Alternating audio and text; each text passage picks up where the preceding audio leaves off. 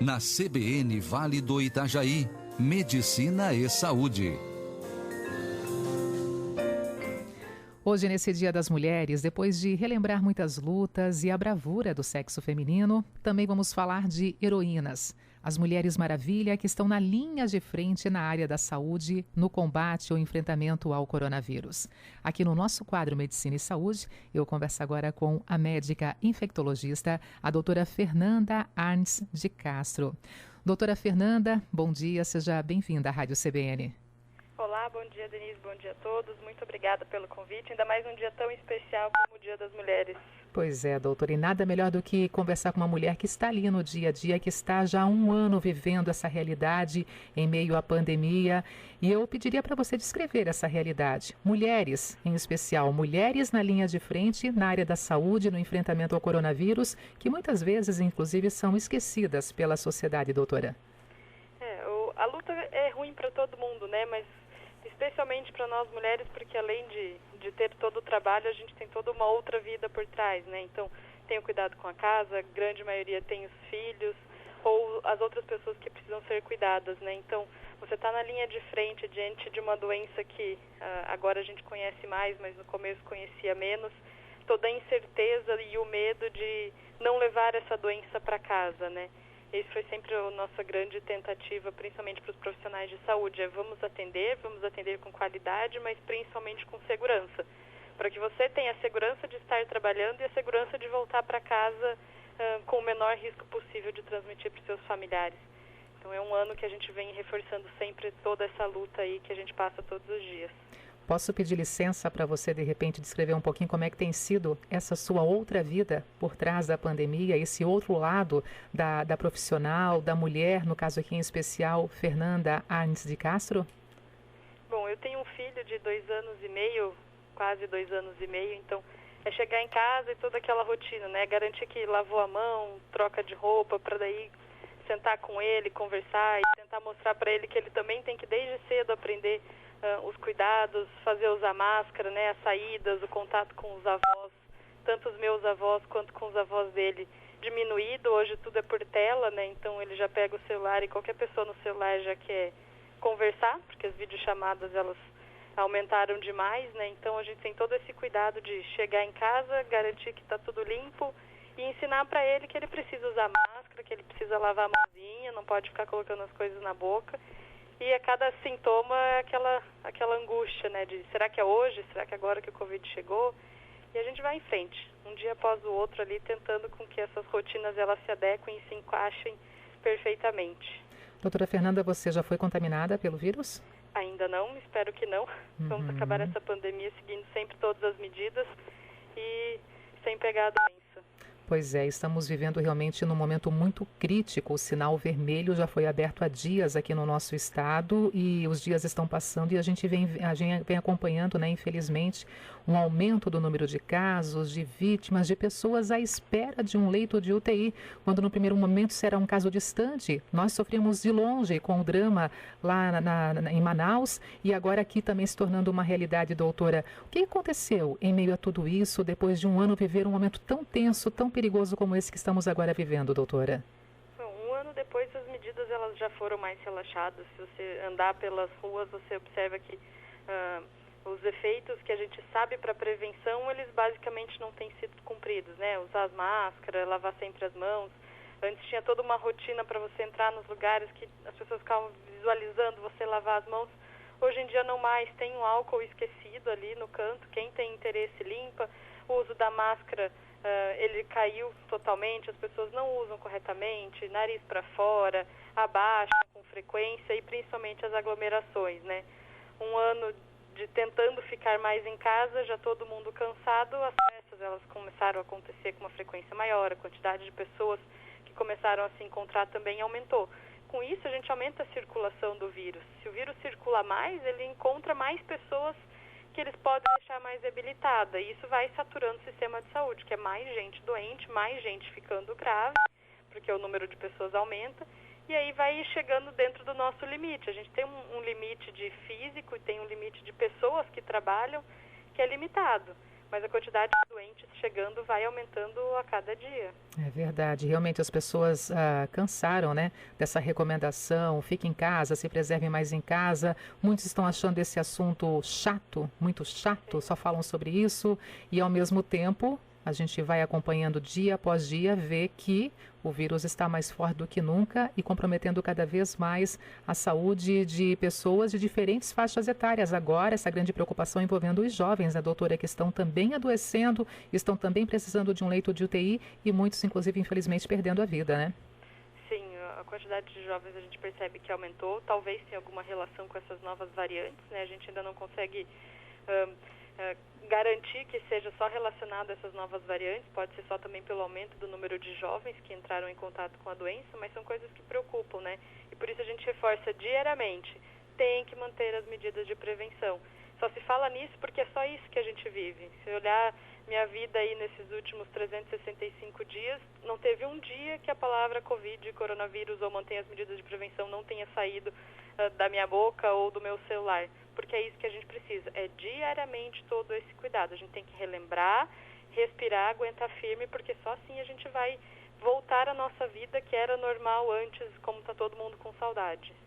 Doutora, a senhora falou, né, relacionou nessa possibilidade das mutações que são verdadeiras, são reais e quem sabe até isso mudando, né, esse cenário de novos contaminados, agravamento dos casos. Isso, claro, traz muita preocupação para todos vocês, profissionais da área da saúde, que precisam estar preparados ali, né, com essa força maior para atender os pacientes e psicologicamente também preparados para atender esse novo cenário, né? Sim, com toda certeza. A parte psicológica talvez é uma das que precisam ser bem trabalhadas, porque também isso cansa e você vê cada vez mais gente precisando da sua ajuda e pessoas de realidade mais próxima, você internar mais jovens, você vê mais gente doente, então agora são os seus amigos, são os irmãos, são os tios, começa a pesar muito mais o psicológico. Mas ainda assim, né, doutora, tem pessoas que parecem que não entendem, não aceitam ou não querem ver a realidade. Isso porque, de repente, a gente está falando de um cenário que muitas vezes não se pode ver o sofrimento do paciente. Ele está totalmente distante do seu familiar quando precisa ser internado. Não se pode, muitas vezes, acompanhar o enterro de uma pessoa vítima da Covid, porque também ali é um local delicado, também ali é um local perigoso, então tem que se limitar muito a presença de pessoas. Tudo isso aí caracteriza, de repente, a gente pode, quem sabe, associar essa falta, muitas vezes, de sensibilidade de algumas pessoas em entender o que estamos vivendo, doutora? Sim, com certeza. Acho que, aliado a isso, tem alguns estudiosos de população, assim, parte psicológica de população. Quanto mais a gente vai se acostumando com as pessoas doentes, vai se tornando normal, para de chocar, sabe? Às vezes você tem lá um grande acidente que matou uma pessoa, você fica, nossa, né, teve um óbito, esse acidente. Agora, a partir do momento que aquela estrada sempre tem acidentes e sempre tem gente morrendo, aquilo lá não choca mais a gente passa a entender como normal, que talvez seja o que acontece com o Covid, né? A gente já está começando a ficar acostumado que está doente, que tem muita gente, que as UTIs estão ficando cheias e vai tratando como se isso fosse normal, como se isso fosse mais uma coisa que a gente tem que passar sem dar a devida importância de precisa manter, que a gente precisa estar atento, precisa ajudar os hospitais e todas as pessoas doentes nesse momento, mantendo as distâncias, usando máscara, não fazendo as festas. Doutora, o governador Carlos Moisés, ele vai se reunir com os prefeitos amanhã para discutir justamente medidas diante desse colapso da Covid-19. Esse encontro será então amanhã, terça-feira, e a ideia é que nesse momento se decida pela prorrogação das atuais medidas, como os fechamentos aí nos finais de semana em todo o nosso estado, ou a adoção, inclusive, de novas restrições. E aí muitas pessoas perguntam se isso realmente faz efeito, se isso realmente adiantaria novas restrições ou dar continuidade ao lockdown nos finais de semana no nosso estado. Vocês ali, profissionais da linha de frente, sentem uma diminuição quando se colocam as medidas restritivas, mas principalmente quando se respeita essas medidas restritivas, doutora? Exatamente, essa tua última frase foi a principal. Quando se tem o respeito das medidas restritivas, em algumas semanas a gente consegue talvez observar uma mudança dentro dos hospitais.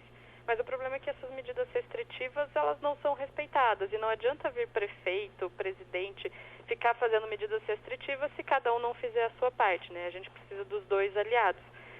os governantes tentando segurar e nós da população aguentando essas restrições e realmente ficando em casa sempre que possível, sem fazer festas, cada um com o seu círculo familiar, né? Se você já mora com 10 pessoas, são essas 10 pessoas que você pode fazer a festa no final de semana, mas não agregar novas pessoas ali para a gente diminuir essa circulação do vírus. É verdade. Quando a gente fala aqui, bate na tecla, fique em casa, não é aquela ideia realmente se prenda dentro de casa. Se pudesse, claro, mas muitas pessoas precisam continuar trabalhando e estão mantidas no emprego, que bom, graças a Deus. Então, realmente se mantenha dessa forma, só que vá ao teu compromisso profissional e depois retorne para sua casa. Volte para sua casa com segurança e ali permaneça, né? Não faça esses desvios de trajetos que aí sim compromete a todos. Festas de aniversário, os encontros com os amigos, tudo isso pode esperar e precisa esperar, porque nós estamos ficando cheios. Doutora, poderemos ter pior ainda pela frente conforme estamos acompanhando dia após dia dessa doença? Ainda podemos, né? Essa doença, às vezes, ela segue uns padrões diferentes do que a gente estava acostumado. Então, a gente está com os hospitais cheios e cheios de casos novos ainda sendo atendidos, né? Então, precisamos esperar aí que a média da piora dos sintomas acontece dentro de uma semana, desde que começaram os sintomas. Então, quanto mais casos novos nós vamos tendo por dia, mais chance de daqui 7 dias os casos estarem piores, as pessoas precisarem de internamento médico, e aí a gente vai entrando cada vez mais no nosso limite. Assim, não é uma regra, mas existem alguns sintomas que podem, né, levar a uma associação com a Covid-19. Reforça para a gente, doutora, por favor, os sintomas mais comuns e que trazem essa preocupação.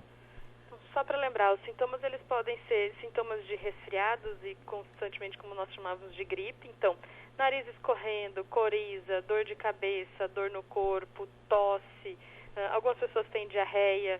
Lembrando que pode perder o olfato ou o paladar, mas isso não é obrigatório. Então, eu estou com coriza e dor no corpo, mas eu não perdi o cheiro, não é Covid. Mentira, a gente precisa ainda assim pensar da doença, lembrar dela, afastar do trabalho, se isolar dos seus outros familiares em casa para a gente fazer o teste. Estando com falta de ar, dificuldade para respirar, daí procurar imediatamente atendimento médico. Muitas pessoas relatam, doutora, que tiveram contato com o vírus, positivaram, os meses passaram e ainda hoje sentem, por exemplo, essa falta do paladar e um cheiro estranho que passa a fazer parte do seu dia a dia, se sentem enjoada com um cheiro que não existe, mas elas ali estão sentindo esse cheiro. Isso são as sequelas deixadas também pelo vírus? Também. Isso, algumas sequelas neurológicas, algumas sequelas pulmonares, tudo isso nós temos visto. Então, por isso tem que se cuidar, né? Às vezes a gente passa um pouco mais tranquilo pela doença, mas vai lembrar dela por algum tempo. E é muito triste para nós aqui sempre divulgar, né, a relação de pessoas que perdem essa batalha, perdem a guerra para o coronavírus. Como já colocamos em evidência hoje na nossa programação, os últimos números de mortos em Blumenau, 344 ao total. Isso porque nas últimas horas foi confirmada também a morte de mais 2 mulheres. Uma senhora de 84 anos e uma senhora de 78 anos que também faleceu. Nós perdemos o contato, né, com a doutora, nós perdemos o contato, mas assim, trazendo nessas confirmações relacionadas à morte das pessoas aqui na nossa cidade, são 344 mortes por coronavírus no município, infelizmente, né, lamentável.